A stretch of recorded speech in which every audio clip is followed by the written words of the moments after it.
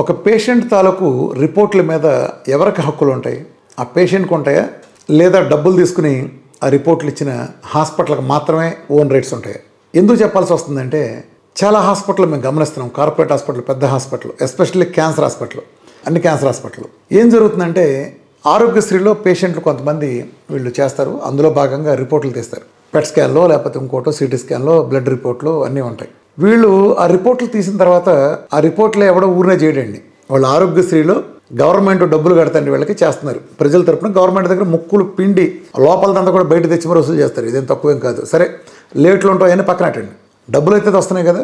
ఇప్పుడు ఏం చేస్తారంటే ఓ రిపోర్ట్ తీసుకుంటారండి. పేషెంట్ని కనీసం చేత్తో ఇవ్వని కూడా ఎవరండి ఆ రిపోర్ట్ని, కనీసం అలా తొంగి కూడా చూడరు. ఎందుకో తెలుసండి, వాడైనా ఫోన్లో ఫోటో తీసుకుంటాడని భయం. ఇప్పుడు మామూలుగా పేషెంట్ డిశ్చార్జ్ అవుతారండి. డిశ్చార్జ్ అయినప్పుడు ఏ ఆరోగ్యశ్రీ పేషెంట్స్కి వాళ్ళు కానీ వాళ్ళ ముఖం ఒక పుస్తకం టైపో లేదా పేపర్ టైపో కొడుతున్నారు. అందులో ఏదో డిశ్చార్జ్ సమ్మరీ అంటారు. బ్రహ్మదేవుడు కూడా అందులో ఇన్ఫర్మేషన్ అర్థం కాదు, అందులో రిపోర్ట్లు కానీ అవి కానీ. దానికోసం టైప్ కొట్టి నీట్గా కూడా ఎవరండి, ఏదో చేత్తో రాసి ఇచ్చేస్తారు ఆ పుస్తకాల్లో. అది ఎవరికి అర్థం కాదు, ఏదో 2-3 వాల్యూస్ కోడ్ భాషలు రాసేసినట్టు ఇచ్చేస్తారు. ఇప్పుడు వీడు అక్కడి నుంచి ఇంకోసారికి వెళ్ళి వైద్యం చేయించుకోవాలనుకుంటాడు అనుకోండి, ఎలా వెళ్తారండి చెప్పండి? ఇక్కడ టెక్నికల్ సమస్య ఏమిందంటే, మొన్న నా దగ్గరికి ఒక పేషెంట్ వచ్చాడు. లీడింగ్ క్యాన్సర్ హాస్పిటల్లో ఆరోగ్యశ్రీ కింద అతను పెట్ స్కాన్లు రిపోర్ట్లు అని చేశారు. సిటీ స్కాను పెట్ స్కాన్ అని తీశారు. క్యాన్సర్లో పెట్ స్కాన్ కనుక భయంకరమైన రేడియేషన్లో ఉంటుంది కాబట్టి క్యాన్సర్లో పెట్ స్కాన్ తీసిన తర్వాత 6 నెలల నుంచి కనీసం హీనపక్షం 6 నెలల పాటు రెండోసారి పెట్ స్కాన్ తీయకుండా ఉండడం చాలా అవసరం. కానీ కార్పొరేట్ హాస్పిటల్లో దుర్మార్గంగా నెలకి 2 నెలలకు చేస్తున్నారు, అది వేరే విషయం. దీని మూలన కొత్తగా క్యాన్సర్లు వస్తాయి, చాలా కాంప్లికేషన్లు వస్తాయి. వస్తే మనకెందుకు డబ్బులు వస్తున్నాయి, కొంచెం చేస్తున్నారు, ఏం చేస్తున్నారు తెలియదు, పక్కనట్టండి. ఎథిక్స్గా ఉండేది కూడా అది అది ఏ రకంగా చూసినా దుర్మార్గం. ఇంకో రిపోర్ట్ చూసుకోవాలి తప్ప పెట్టుకెళ్ళకూడదు. సరే, అది పక్కన పెడితే, ఒక పెట్ స్కాన్ తీసినాక 6 నెలలకు తీయించడం. ఓ పేషెంట్ నా దగ్గరికి వచ్చినప్పుడు రిపోర్ట్లు ఇంతకుముందు ఏదో పెట్ స్కాన్ తీశారండి అన్నారు. తీశారండి అంటే, సరే ఏదో పెట్ స్కాన్ రిపోర్ట్ అని లేదు, ఇవ్వలేదు. ఎవరో కనీసం చూడలేదో, ఫోటో తీసుకున్నా కూడా పర్మిషన్ లేదు, లేదండి అసలు ఇవ్వన్నారండి. ఇవ్వటానికి కాదు, మాకు ఒప్పుకోదన్నారు రూల్స్ అన్నారు. ఇది పరిస్థితి. ఇప్పుడు అతను బయటకు వెళ్తాడు. అతనికి ఏం చెప్పారు, నువ్వు బతకవు, నీకు వైద్యం చేయడం కూడా రెస్పాండ్ కాదు, నీకు అనవసరం పొమ్మన్నారు. పొమ్మన్నప్పుడు అతను నీకు చేత కాకపోతే ఇంకో ట్రై చేసుకోకుండా ఉండగా నా బోటెడ్ దగ్గర ఇంకోసారికి వెళ్తాడుగా. ఇప్పుడు నా దగ్గరికి వచ్చాడు. నేను అతని దగ్గర రిపోర్ట్లు ఏమీ లేవు నా దగ్గర. పోనీ రెండోసారి చేయిద్దామా అంటే అది ఆర్థికంగా భారం అయినప్పటికీ, పోనీ ఏదో స్పాన్సర్ చేయించి ఏదో చేయిద్దామా అన్న, ఒకసారి స్పెట్ స్కాన్ చేయించినట్టు 6 నెలల వరకు చేయిస్తే చాలా ఇబ్బంది, నేను చేయించలేను. వాడు రిపోర్ట్లు ఇవ్వడం, ఓ 10 రోజుల క్రితం 15 రోజుల క్రితం తీసి రిపోర్ట్లు వాడు ఇవ్వడం. ఇట్లానే కొంతమంది జరిగినాయి. ఇప్పుడు పెట్ స్కాన్ కూడా కాదు, సిటీ స్కాను, హెచ్ఆర్సిటీ చెస్ట్, ఇంకేదో బ్లడ్ రిపోర్ట్లు ఉన్నాయి. సరే, వాళ్ళు పేదవాళ్ళు మళ్ళీ వెళ్ళి చేయించుకోవాలంటే అవుతుంది కదా, రిపోర్ట్ల కోసం అడిగితే మళ్ళీ పంపిస్తే ఏమన్నారు తెలుసండి, 45,000 రూపాయలు కట్టమన్నారండి. బయటికి వెళ్ళి చేసుకుంటే ఒక కార్పొరేట్ డయాగ్నోస్టిక్స్లో 10,000, 15,000, పోనీ 20,000 అవుతుంది ఎక్కువ తీసుకోండి అనుకుంటే. 45,000 కడితే ఇస్తామన్నారండి. అవి ఇవ్వటానికి మా రూల్స్ ఒప్పుకో. ఏంటండి రూల్స్ ఒప్పుకుంటే అసలు ఏమన్నా అర్థం ఉందా? ఒక పేషెంట్ రిపోర్ట్ల మీద ఎవరికి రైట్ ఉంటుందండి? జాగ్రత్తగా గమనించండి. పేషెంట్ మీద రైట్ ఎవరికి ఉంటుంది? ఊరే చేస్తున్నావా? ఆరోగ్యశ్రీ ఒప్పుకునే చేసావు కదా, చేయమాక. అలాంటప్పుడు తీసుకోమాక. ఆడి పేదవాడి డబ్బులు ఎందుకు చేయమాక. అతని రిపోర్ట్ల మీద నీ హక్కు ఏంటి? పోనీ నిన్ను కాపీ అడుగుతున్నాడు, గవర్నమెంట్ ఏమైనా ప్రింటింగ్ డబ్బులు ఇవ్వట్లేదంటావా? Printing charge కట్టించుకో. పేజీకి 5 రూపాయలు కాస్ట్ అయితే 10 రూపాయలు తీసుకో. పేజీకి 10 చొప్పున తీసుకో. 100 పేజీలు తీస్తే 1000 రూపాయలు తీసుకో. ఏమనంటావేంటి? 40,000 రూపాయలు ఎందుకు ఇవ్వాలి అంటే ఏంటి? Blackmailing. ఇప్పుడు పాత రిపోర్ట్లు ఇంత వైద్యం ఎలా చేస్తారు వెనకమాలళ్ళు? అయినా అసలు ఒక హాస్పిటల్కి వచ్చినాడు, ఆడిష్టం వచ్చిన చోట ఇంకోసారికి చేయించుకున్నాడు ఆ పేషెంట్. నువ్వెవడు వడ్డుకుంటానికి? Who are you? అంటే ఈ దేశంలో ప్రజల హక్కులు లేవా? ఏమైపోయినాయి పౌర హక్కులన్నీ? అంటే మేము పవర్ఫుల్ తోపులు, ప్రభుత్వాల దగ్గర నుంచి మాకున్నా మీరు మమ్మల్ని ఏం చేయలేరనే అహంకారమా? చెడు ఎప్పుడు గుర్తుపెట్టుకుంటే తాత్కాలికంగానే గెలవగలదు. మానవత్వం కూడా లేకుండా పేదవాడు ఎట్లా వెళ్తాడు? నీ వైద్యం సరిగ్గా ఉంటే నువ్వు చేస్తే అతను ఇంకోసారికి వెళ్ళాల్సిన పని ఉంది. నువ్వు చేయలేనన్నావు, నువ్వు చేయలేని కాబట్టి సావాలా?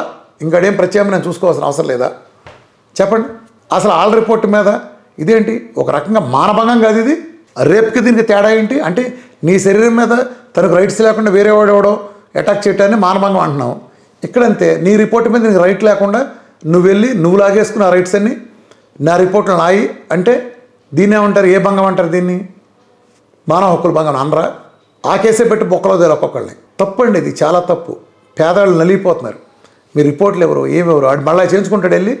అంటే ఏంటి శాడిజమా, వ్యాపారమా? రిపోర్ట్ లేదు మీకు రైట్ ఏంటండి? ఇప్పుడు ఫోటో తీసుకున్నాక పర్మిషన్ ఇవ్వండి. ఫోటో తీసుకుని మీ బంగారం కరిగిపోదుగా. ఎందుకని మీరు సీక్రెట్ పెడుతున్నారు? మీరు రిపోర్ట్ ఆడు చేతికి ఇవ్వండి, ఆడు చూసుకుంటాడు, ఆడు చదువుకుంటాడు, ఫోటో తీసుకుంటాడు, పోతాడు. మీకేంటి? మీ రిపోర్ట్ మీ దగ్గర భద్రంగా ఉంచుకోండి, మీ దగ్గర ప్రింటర్ కూడా లేకపోతే. ఈ ధోరణి చాలా తప్పు. ఇదే ధోరణి కొనసాగితే మాత్రం నేను సుప్రీంకోర్టు దాకా వెళ్ళి మరీ పిల్లేస్తాను. సమస్య లేదు. ఖచ్చితంగా వ్యవస్థలు మొత్తం ఇదవుతాయి.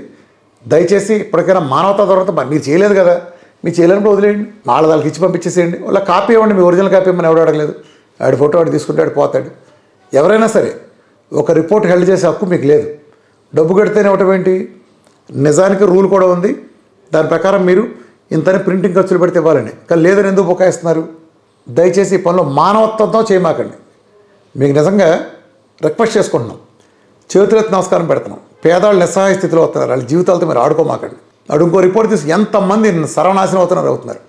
ఒక పెట్ స్కాన్ తీసుకుంటే ఒక హాస్పిటల్ 5,000 తీసుకుంటారు, ఒకడు వైట్ కార్డు ఉంటే ఫ్రీ చేస్తారు, ఒకడు అదే దానికి 36,000 తీసుకుంటాడు, ఒకడు 24,000 తీసుకుంటాడు, ఒకడు 16,000 తీసుకుంటాడు, ఇంకో హాస్పిటల్కి వెళ్తే 12,000 తీసుకుంటారు. ఏంటిది? ఒకే స్కాన్లో ప్రజల జీవితాలు ఆడుకోవడం తప్పితే. సరే, రేట్ల గురించి పక్కన పెడితే పేదవాళ్ళతో మాత్రం డబ్బున్నవాడి దగ్గర కోట్లు వసూలు చేసుకోండి. ఇచ్చేవాడు ఎత్తాడు, ఇచ్చకంగా పుచ్చుకునేవాడు పుచ్చుకోండి. పేదవాళ్ళ జీవితంతో మాత్రం దయచేసి ఆడుకోవద్దు. పేదవాళ్ళ జీవితంతో ఇలాంటి కంప్లైంట్ కనుక అసలు అనేక హాస్పిటల్ ఇది చేస్తున్నాయి, ఒక హాస్పిటల్ అంటలేదు, అనేక హాస్పిటల్ ఆరోగ్యశ్రీ విషయంలో ఇలా డ్యాన్స్ చేస్తున్నారు. నేను కూడా మొన్న ఒక వీడియో చూశాను. ఏపీ ముఖ్యమంత్రి జగన్మోహన్ రెడ్డి గారు ఒక మాట చెప్పారు. మేము ఒక ఆరోగ్యశ్రీ కార్డు ఇష్యూ చేస్తున్నాము, ఆరోగ్యశ్రీ కార్డు మీద ఒక క్యూఆర్ కోడ్ ఉంటుంది, ఎవరైనా సరే ఆ కోడ్ కొట్టుకుంటే ఆ కోడ్ మీద ఎవరో ఇచ్చేసినా దాంట్లో ఉన్న రికార్డులు అన్నీ వస్తాయని ఆయన చెప్పారు.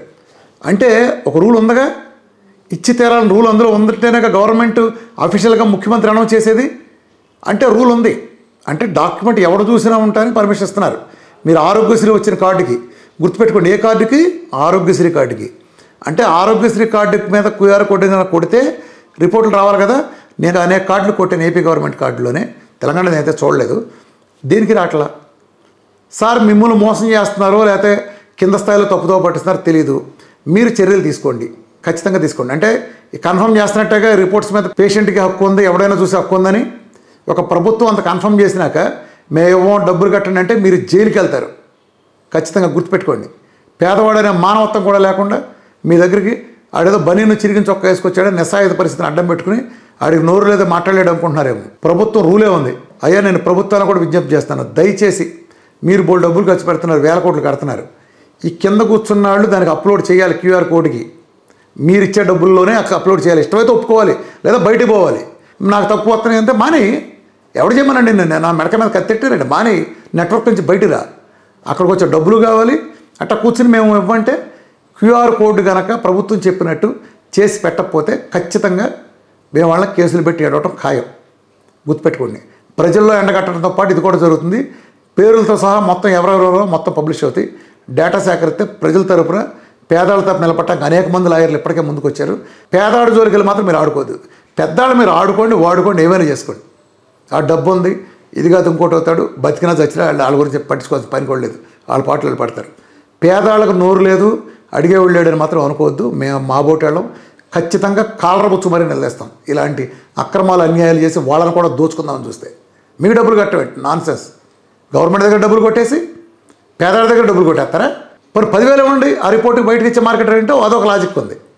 40,000 కడితేస్తారా? ప్రజలు అప్రమత్తంగా ఉండండి. ఏది జరిగినా నా బోటాలకి చెప్పండి. ఖచ్చితంగా వీళ్ళని సుప్రీంకోర్టు వరకు సార్ లాగి మొత్తం చేయిస్తాం. దీనికి ఢీ కొట్టడానికి రెడీగా ఉంటాం. ప్రజల తరపున ఎవరో మాట్లాడారనుకోమాకండి. దయచేసి ఇప్పటికైనా మారండి. Thank you very much.